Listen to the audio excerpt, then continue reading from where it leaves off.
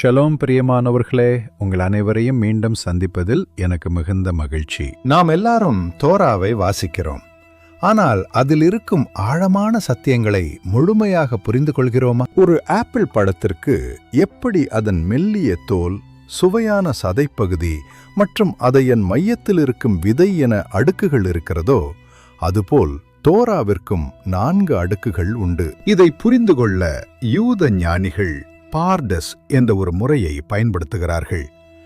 பார்தஸ் என்ற எபிரேய சொல்லுக்கு தோட்டம் என்று பொருள்.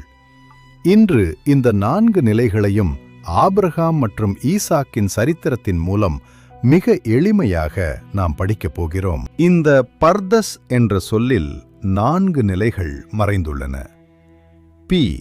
பெஷாத், நேரடி பொருள், கதையை அப்படியே வாசிப்பது. ரெமேஸ், மறைமுக குறிப்பு, வார்த்தைகளுக்குள் இருக்கும் குறியீடுகள். தெராஷ், பொதனை பொருள், நமது வாழ்விற்கான பாடம். சாட், மறைப்பொருள், ரகசியம், ஆன்மீகத்தின் ஆழமான உண்மைகள். 1.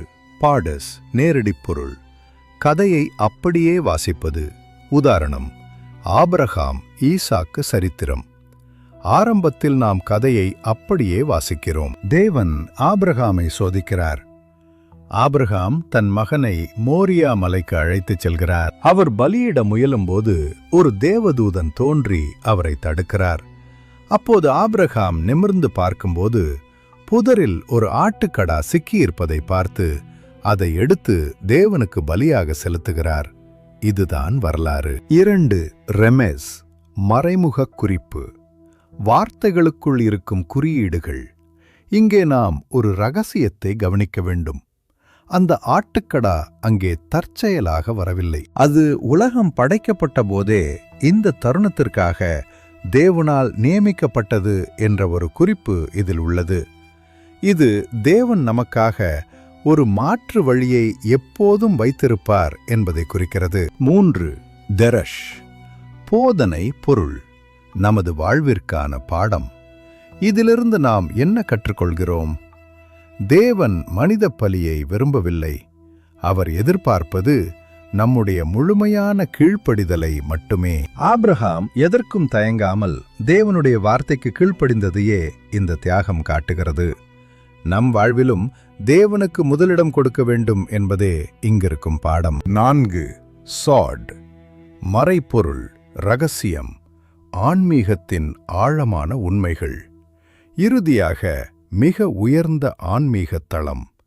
இதை இன்னும் எளிமையாக புரிந்து கொள்வோம். ஆபிரகாம் என்பது அன்பு, ஈசாக்கு என்பது கண்டிப்பு அல்லது கட்டுப்பாடு. நம்முடைய வாழ்க்கையில் அன்பு மட்டும் இருந்தால் அது ஒழுக்கமின்மைக்கு வழிவகுக்கும். அதே சமயம் கண்டிப்பு மட்டும் இருந்தால் அது கோபத்திற்கும் அழிவிற்கும் வழிவகுக்கும்.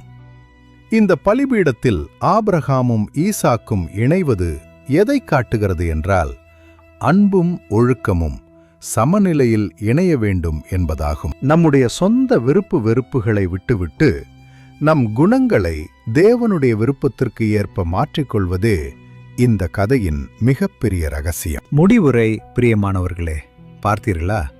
ஒரு கதையை நாம் 4 விதமாக பார்க்கும்போது எத்தனை புதிய உண்மைகள் வெளிப்படுகின்றன என்று. டோராவின் ஒவ்வொரு வார்த்தையிலும் இப்படிப்பட்ட பொக்கிஷங்கள் உள்ளன. இந்த பார்டஸ் முறையை பின்பற்றி நாம் படிக்கும்போது தேவன் நம்மிடம் என்ன பேசுகிறார் என்பதை இன்னும் தெளிவாக உணர முடியும். தோரா என்பது ஒரு பெரிய பழத்தோட்டம் போன்றது. நீங்கள் எவ்வளவு ஆழமாக உள்ளே செல்கிறீர்களோ அவ்வளவு புதிய ரகசியங்களை நீங்கள் கண்டடைவீர்கள். இந்த வீடியோ உங்களுக்கு பயனுள்ளதாக இருந்திருக்கும் என்று நான் நம்புகிறேன். இது போன்ற ஆழமான படிப்புகளை தொடர்ந்து காண இந்த வீடியோவை லைக் செய்யுங்கள், உங்கள் நண்பர்களுக்கும் ஷேர் செய்யுங்கள். நமது சேனலுக்கு இன்னும் சப்ஸ்கிரைப் செய்யவில்லை என்றால் இப்போதே செய்து ஆதரவு தாருங்கள். மீண்டும் அடுத்த பதிவில் சந்திப்போம். ஷலோம்.